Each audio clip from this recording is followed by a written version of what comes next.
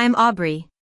Standing here in the doorway of my home, the soft teal paint of the front door glows under the porch light. It's been a year since the storm that uprooted my family life, and now, as I look around, I feel a sense of peace I've never known before. A year ago, we threw another party in the same backyard, with the same bounce house and the same cake. But this time, the table was full. My friend Harper brought her nieces, and my co-workers came with their kids. My son, Ethan, wore the same paper crown, a little bent from last year.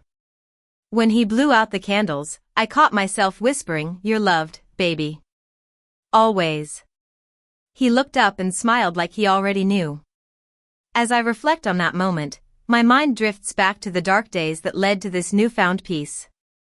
I'm a 32-year-old graphic designer in downtown Seattle, and a single mom to Ethan, the most amazing kid.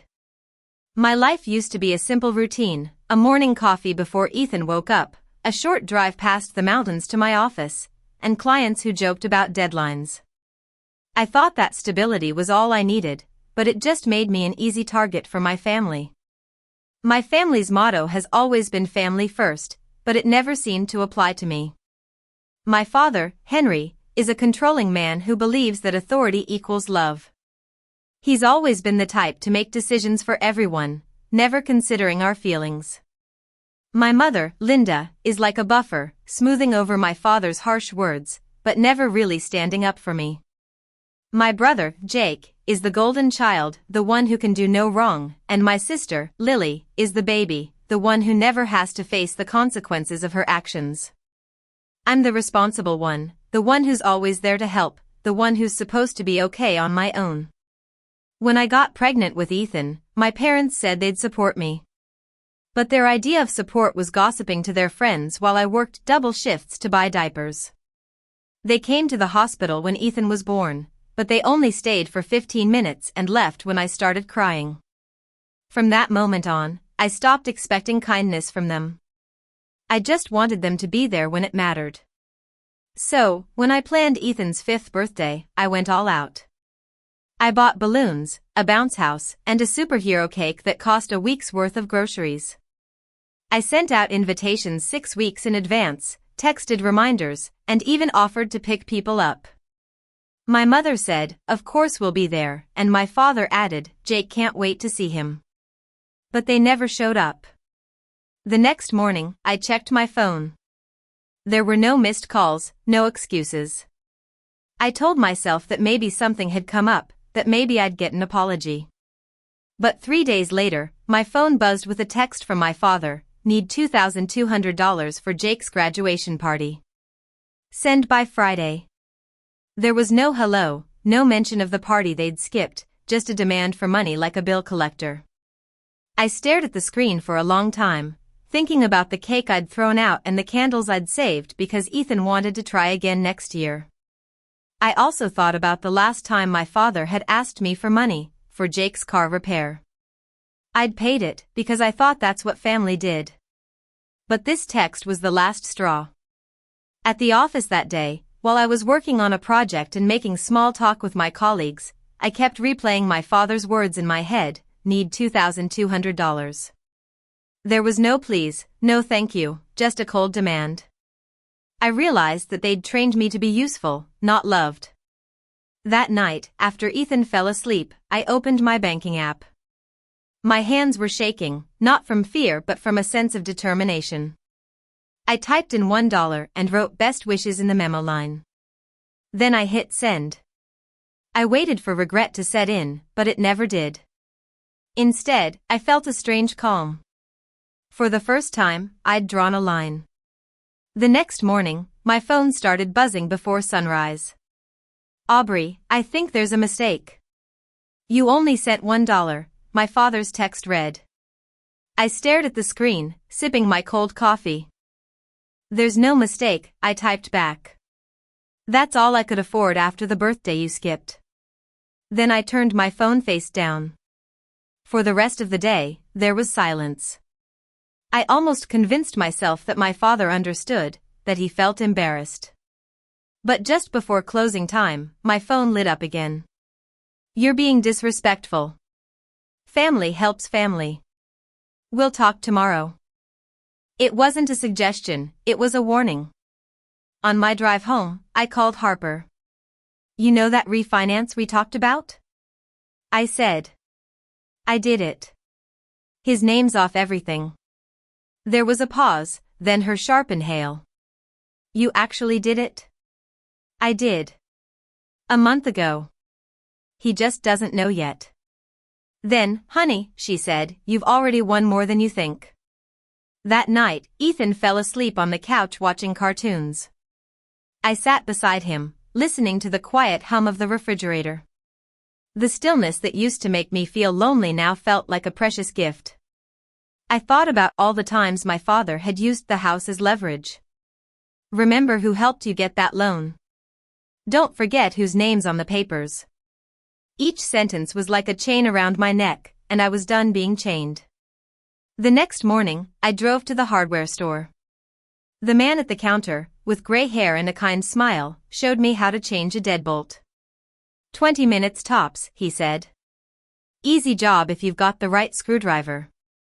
Back home, I laid the tools on the kitchen counter. My hands trembled slightly as I unscrewed the old brass plate. Each turn felt like undoing a decade of manipulation. When the new lock clicked into place, I whispered, my house, my rules. By noon, my father texted again. Where's the rest of the money? I need it today. I replied, sent what I could. Best wishes. I could almost feel his fury through the phone. When I didn't answer, he escalated. I'll be by tomorrow at noon. We'll settle this face to face. My stomach twisted. I didn't want Ethan anywhere near this confrontation. I texted Harper, can Ethan hang with you tomorrow? Her reply came in seconds. Absolutely. Bring him at 11 o'clock. I'll have cookies waiting. The next morning, I packed Ethan's backpack with snacks and his favorite toy car. You're having a playdate with Auntie Harper, I said, kissing his forehead. I'll pick you up later, okay? He smiled, completely unaware of the storm that was about to hit our home. Right on schedule, there was a knock on the door. 3 hard bangs that made the picture frames tremble. Aubrey, open this door right now, my father's voice boomed. I stood in the hallway, my fingers brushing the new lock, my heart pounding but steady. I said, open up. I unlatched the chain, cracked the door 2 inches, and met his glare. You can stop pounding, Dad. Your key won't work. He froze, disbelief flickering across his face before anger took over. You changed the locks on me. I did. After everything I've done for you, I said. Everything you've done to me, I corrected softly. Behind him, my mother lingered on the porch steps, clutching her purse like a shield. Lily stood near the car, pretending to check her phone. Jake wasn't there, which somehow made it worse. It meant even he didn't want to see this. My father stepped forward, trying to wedge his foot in the door. You don't shut family out. You didn't seem worried about family when Ethan was blowing out candles alone, I said. He opened his mouth, then shut it. His jaw flexed. You're being dramatic. We had plans. You're brothers. You had excuses, I said. You always do. For the first time in my life, I didn't lower my voice. I didn't try to soften the truth. He pointed a finger at me, shaking with rage. You think you can cut me out? I still have a say in this house. I smiled small and calm. Not anymore. I closed the door and turned the deadbolt. The metallic click echoed like punctuation. A minute later, I heard his car door slam, and the tires screeching down the street. I thought that was the end of it, but it wasn't.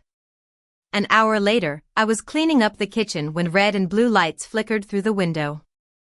My stomach dropped. I stepped onto the porch and saw 2 officers walking up the driveway. Ma'am, one said, we got a call from your father. He says you locked him out of his property and may be keeping a child here against court order. The world tilted. What he claims there's concern for the child's safety. I forced a breath. You're welcome to check. My son's with a friend right now, but this is my house. I refinanced it months ago. I have the paperwork inside. They followed me in. I laid the manila envelope on the table, deed copies, payment records, the works. One officer nodded slowly. Everything checks out, ma'am. Looks like your father doesn't live here. When they left, I sank onto the couch, shaking not from fear, but from the absurdity of it all. He'd really called the cops on his own daughter, and I knew deep down he wasn't done yet. The next morning, my phone buzzed at 8:04 a.m. It was a message from Lily. Dad said you're in trouble. CPS might stop by today. Just cooperate, okay? I stared at the screen, disbelief giving way to fury so sharp it made my hands shake. He hadn't just called the cops, he'd called Child Protective Services. By noon, I was pacing the kitchen. The smell of burnt toast lingered from breakfast. When the doorbell rang, my stomach clenched. Through the window, I saw a woman in a navy blazer holding a clipboard. Her smile was careful but professional. Miss Aubrey Thompson? She asked when I opened the door. Yeah, I said, forcing my voice steady. You must be from CPS. Sarah? She nodded. We received a report of possible neglect. Something about leaving your child unattended. My laugh came out half broken. That's creative. I stepped aside. Come in. As she walked through, I pointed out Ethan's drawings on the fridge, his school photo on the wall, the neatly stacked lunchboxes on the counter. The living room smelled like lemon cleaner and crayons. Ethan is with a friend right now, I said. He's fine. I can give you her number if you want to verify.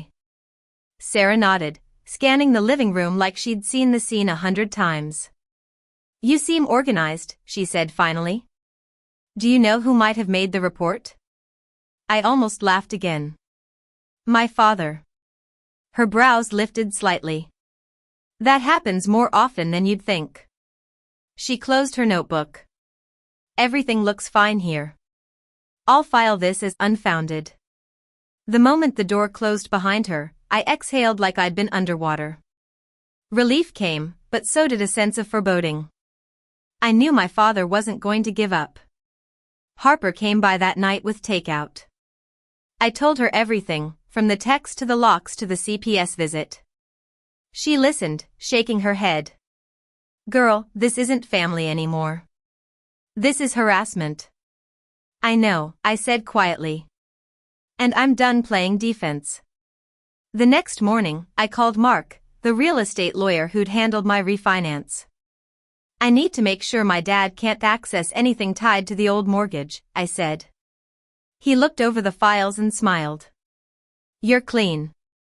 Everything's in your name alone, but you might want to talk to someone in family law just to make it official. That's how I met Grace. She had a calm voice and sharp eyes, the kind of lawyer who doesn't flinch at messy families. I told her everything. She didn't look surprised. We'll file for a restraining order, she said. He's already used law enforcement once. You need to protect yourself before he does it again. It took a week to gather everything, police reports, the CPS visit, record screenshots of his messages, even voicemails he left calling me ungrateful and unstable. Grace organized it all into a binder, thick enough to feel like armor. When the court date came, the air outside was heavy and wet, like the sky was holding its breath. I wore the simplest outfit I owned, jeans and a black blouse, and clutched the binder so tightly my knuckles turned white. Harper sat behind me in the gallery. My father walked in wearing his Sunday suit. My mother trailed behind him, eyes red, refusing to look my way. When the judge entered, everyone stood. The courtroom smelled faintly of old paper and disinfectant. Ms. Thompson, the judge said, glancing at our paperwork, you're requesting a restraining order against your father, Henry Thompson. Yes, Your Honor, I said. My voice barely wavered. Grace took over, laying out each piece of evidence: the text messages, the police report from the lock incident, the CPS document marked unfounded. Henry shifted in his seat, his jaw tightening with every exhibit.